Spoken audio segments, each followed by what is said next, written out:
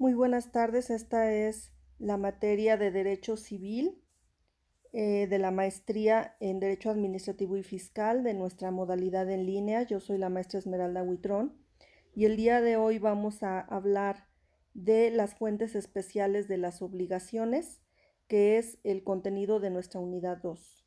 Podemos ver que las fuentes de las obligaciones son, de acuerdo con este esquema, las que provienen del contrato y de figuras específicas que se aprecian a partir del cuadro 2. Las obligaciones que provienen del contrato se conocen como obligaciones contractuales. Todas las demás son obligaciones extracontractuales porque tienen su fuente directamente en la ley, no en el contrato. Vamos a ver cada una de estas fuentes extracontractuales. La primera de ellas es la declaración unilateral de la voluntad. Aquí encontramos estas figuras y vamos a ver en qué consiste cada una de ellas. De acuerdo con la teoría, una persona puede quedar obligada por la simple declaración de su voluntad. En nuestro derecho, la declaración unilateral de la voluntad se considera una fuente especial de las obligaciones que solo le da origen a estas en los casos en que la ley así lo admite. Tenemos en primer término la oferta al público, que se considera una declaración unilateral de la voluntad que exige recepción, por la cual una persona propone a otra la celebración de un contrato, cuando la oferta se dirige a toda persona que tuviere conocimiento de ella y que quisiere aceptarla y tiene un efecto obligatorio. Está regulada en el artículo 7.104 del Código Civil del Estado de México. Aquí tenemos, por ejemplo, todas aquellas ofertas de algún tipo de contrato. Es muy común que veamos ofertas de venta, por ejemplo, ofertas de arrendamiento. Aquí las personas hacen anuncios y a quien quiera aprovechar esa oferta o aceptar la celebración de ese contrato, es en ese momento cuando vemos esta figura. La promesa de recompensa es otra de las figuras de la declaración unilateral de voluntad. Aquí tenemos que alguna persona por medio de anuncios públicos promete una recompensa a quien ejecute un trabajo o cualquier acto indicado en la publicación. Esta promesa liga al promitente de manera indeterminada y por sí solamente con quien ejecute el acto en las condiciones estipuladas. Por ejemplo, cuando vemos anuncios de mascotas extraviadas en donde la persona que busca a la mascota dice que se va a recompensar a quien se la entregue o a quien le dé información. Ahí tenemos un ejemplo de esta figura de la promesa de recompensa. Está regulada en el artículo 7.5, Código Civil del Estado de México. Concurso con promesa de recompensa es igual que la anterior, una promesa de recompensa, pero aquí hay concurso, es decir, se trata de un concurso con premio. Una promesa pública que tiene por objeto la opción a un premio y su distinción con la promesa pública corriente es que solo se promete a quienes aspiren al premio y la decisión no se produce por la sola prestación del servicio, sino en méritos de adjudicación del premio. Hay una postura que sostiene que la declaración unilateral de la voluntad es una fuente genérica de obligaciones, es decir, que no solamente estas figuras que acabamos de ver podrían ser consideradas como fuente de una obligación. Sin embargo, bueno, ya vimos que nuestra legislación sí la considera una fuente especial. Tenemos también como declaración unilateral de la voluntad la estipulación a favor de tercero, que se podrá hacer en aquellos casos y bajo los términos que la ley prevé. Siguiente fuente especial es el enriquecimiento ilegítimo o sin causa. Lo entendemos de acuerdo con esta definición. El que sin causa se enriquece en detrimento de otro está obligado a indemnizarlo de su empobrecimiento en la medida que él se ha enriquecido. Esta figura tiene ciertos elementos estructurales. El primero es que haya un enriquecimiento, es decir, que el que se ha empobrecido debe haber transmitido un valor al que se ha enriquecido y es necesario que se procure una ventaja económica. Segundo elemento, empobrecimiento. El hecho personal del que se ha empobrecido debe traducirse en un sacrificio pecuniario o bien en un trabajo. Tercer elemento, relación entre enriquecimiento y empobrecimiento, es decir, que el enriquecimiento de uno debe provenir del empobrecimiento del otro. Tiene que haber una relación causal.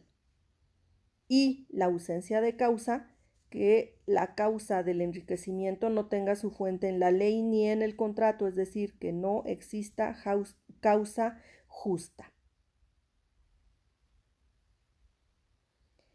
¿Qué puede hacer la persona que se ha empobrecido? Bueno, pues puede exigir al que se enriqueció a su costa la indemnización en la medida de su empobrecimiento. Esto es lo que conocemos como la actio in reverso.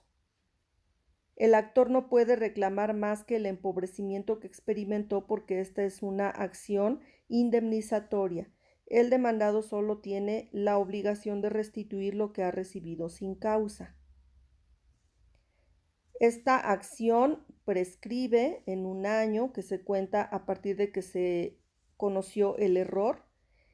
El solo transcurso de 5 años que se cuentan desde el pago indebido hace perder el derecho para reclamar su devolución. Aquí la legislación toma en consideración el pago de lo indebido como una de las formas más comunes de enriquecimiento sin causa.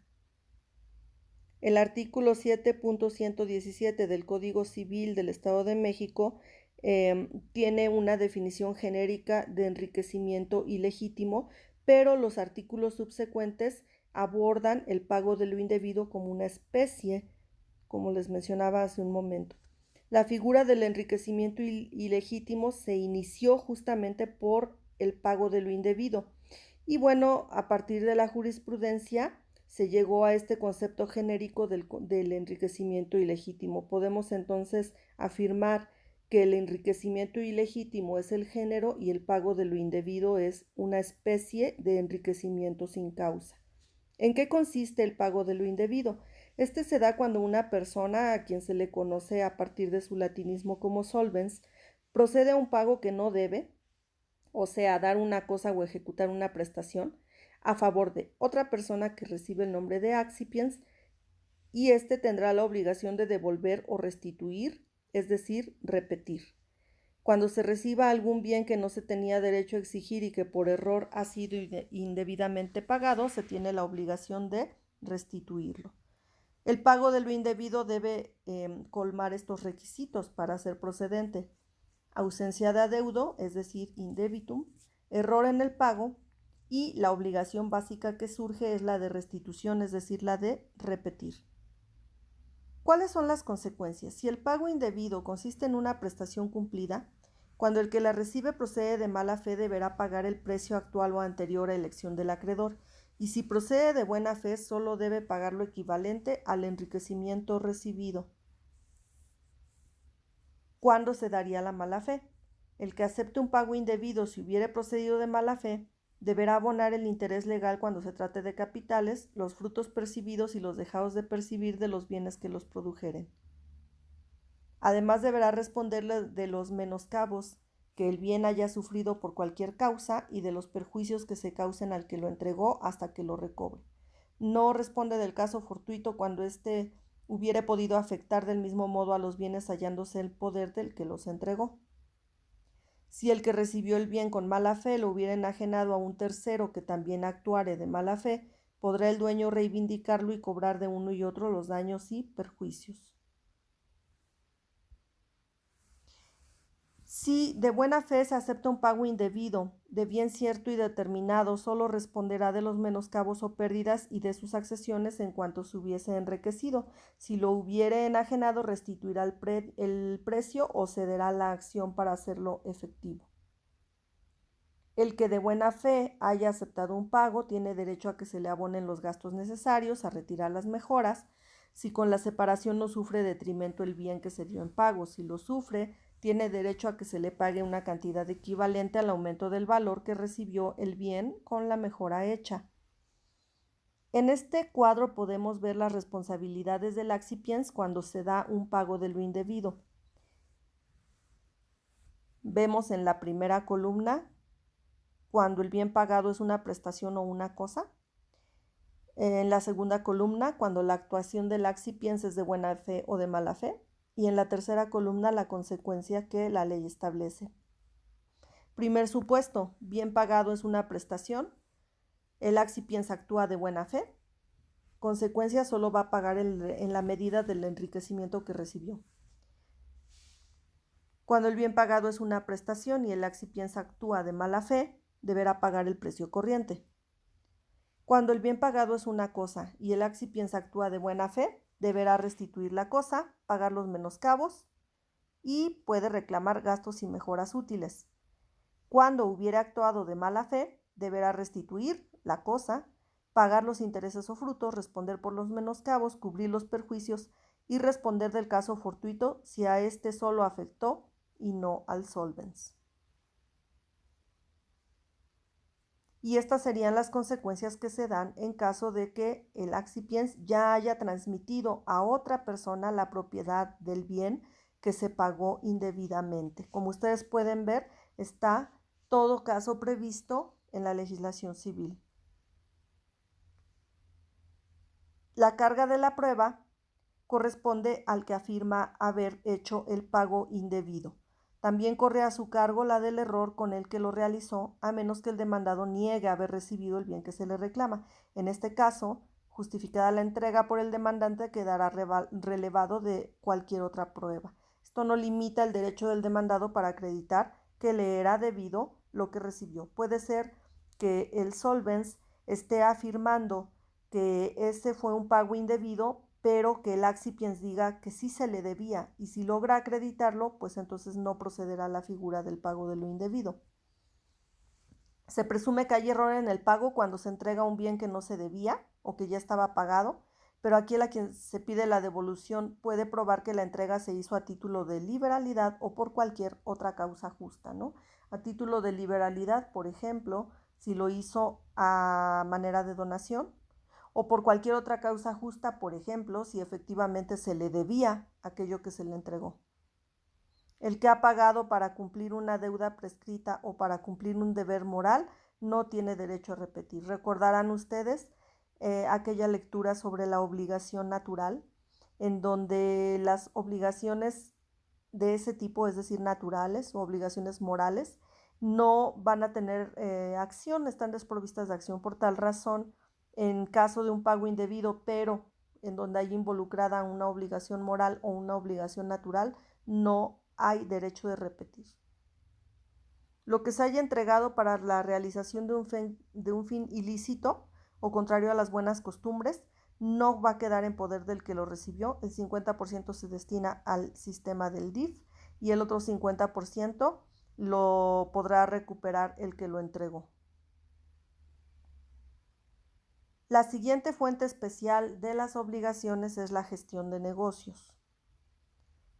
¿Qué debemos entender por gestión de negocios? Comprende todos los actos que por oficiosidad y sin mandato expreso, sino solo presunto, desempeña una persona a favor de otra que está ausente o impedida para atender sus asuntos. Esa es la gestión de negocios.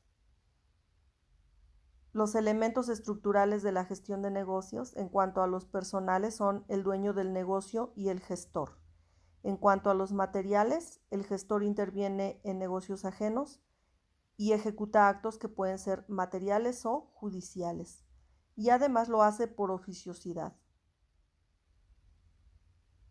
El fin de la gestión es evitar un daño al dueño o propiciarle algún lucro. El gestor debe obrar sin que medie mandato expreso y sin ser representante del dueño del negocio. Existe un mandato presunto porque se presume que toda persona va a aprobar lo que se hace en su utilidad. ¿Cuándo no hay gestión de negocios? Cuando el objeto de la gestión es diverso a los que mencionamos anteriormente. Cuando el gestor no obra voluntariamente, sino por petición o mandato de alguien más. Cuando el gestor obra por mandato o en virtud de una representación legal. Sin embargo, surgen obligaciones a cargo de las personas. El gestor debe actuar con utilidad de la gestión, además debe concluirla, debe rendir cuentas, debe actuar con responsabilidad. y el dueño del negocio, si ratifica la gestión y quiere aprovechar sus utilidades, debe indemnizar al gestor los gastos que haya hecho y los perjuicios que haya recibido por causa del negocio. Una vez que ratifique la gestión, produce los mismos efectos que un mandato expreso. Si no ratifica la gestión y ésta no ha tenido por efecto obtener un lucro, debe indemnizar los gastos exclusivamente hechos con ese objeto. ¿Qué debemos entender por una gestión útil? Es cuando el negocio ha sido bien administrado, o sea, cuando el gestor ha hecho en interés del dueño lo que era útil hacer.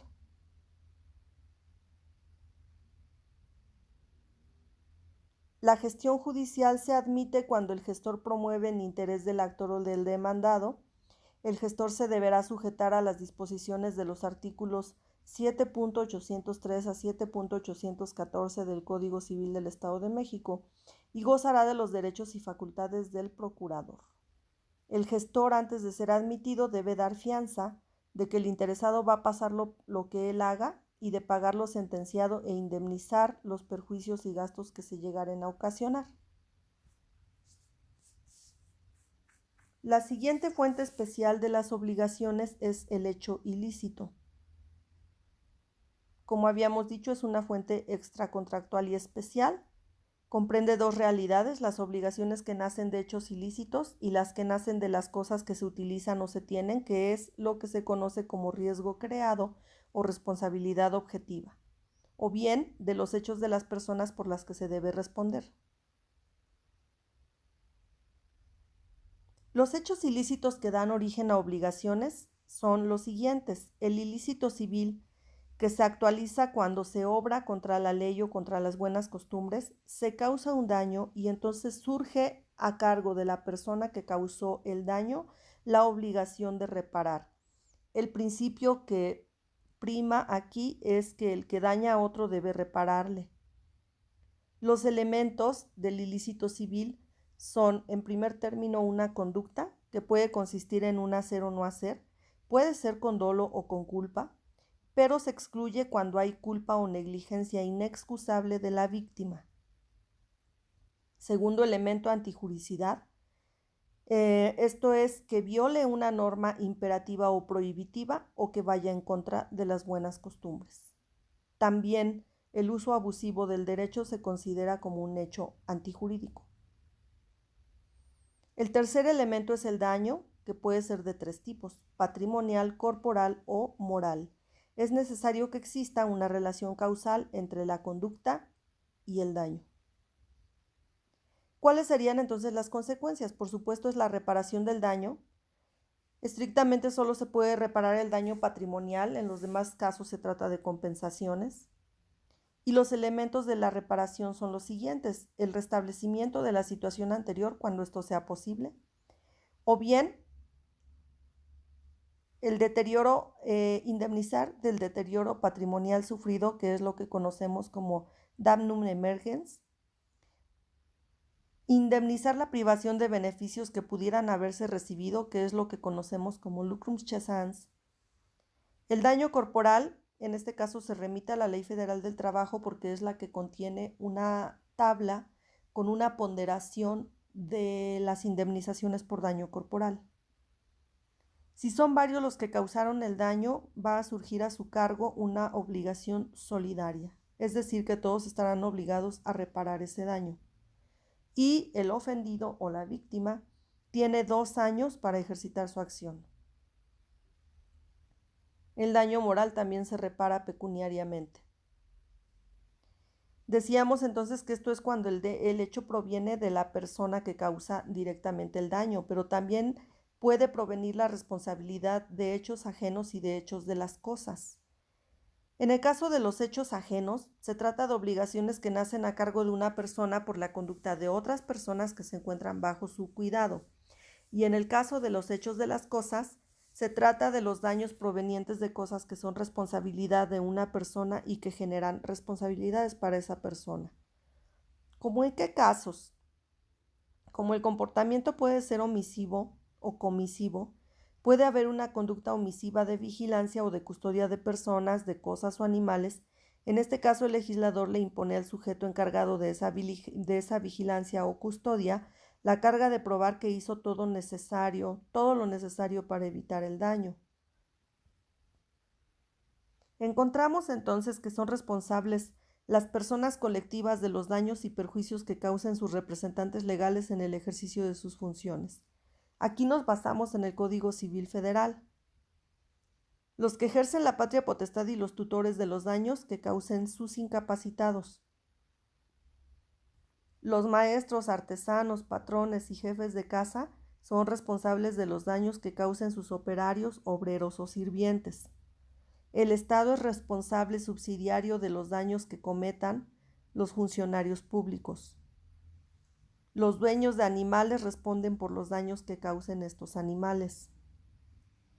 Los propietarios de edificios responden por la ruina de todo o parte del mismo si sobreviene por falta de reparaciones necesarias o vicios de construcción, respondiendo además por la explosión de máquinas, humos, gases nocivos, caída de árboles, depósitos de agua que humedezcan, peso o movimiento de las máquinas y todos aquellos casos que no exigen necesariamente culpa, sino que se invierte la carga de la prueba a efecto de demostrar que el daño se produjo por culpa o negligencia inexcusable de la víctima. De no ser así, el dueño es el que tendrá que responder por esos daños. De aquí se deriva entonces la responsabilidad objetiva o riesgo creado. En este caso, la obligación proviene de la creación de un riesgo a través de cosas que se usan o emplean para un fin determinado, aun cuando ese uso sea lícito.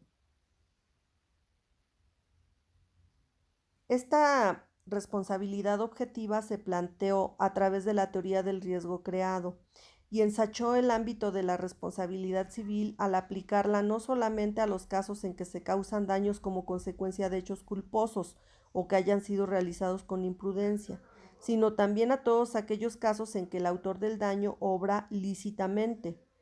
Se funda la responsabilidad fuera de toda culpa por el solo hecho de causar el daño. Para fundar la responsabilidad se requiere que el daño se cause por haber creado el autor un riesgo a través del empleo de aparatos o sustancias que son peligrosos en sí mismos, a pesar de que se hayan utilizado con las precauciones necesarias. Entonces se sustituye la idea de culpa por el de riesgo y este es el que origina la responsabilidad.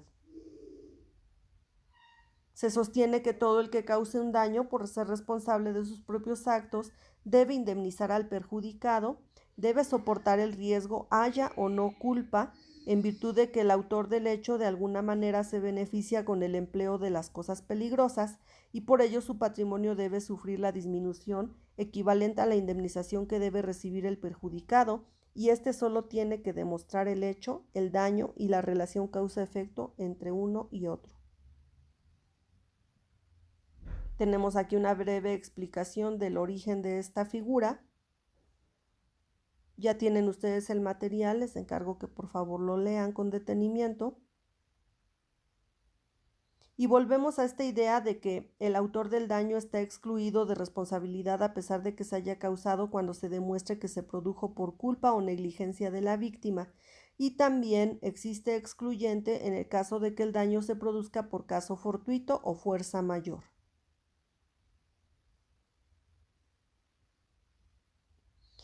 Muy bien, pues con esto damos una panorámica general de las fuentes especiales de las obligaciones. Espero haya sido de su interés. Si existe alguna duda, nos podemos comunicar a través de nuestra plataforma. Muchas gracias, hasta pronto.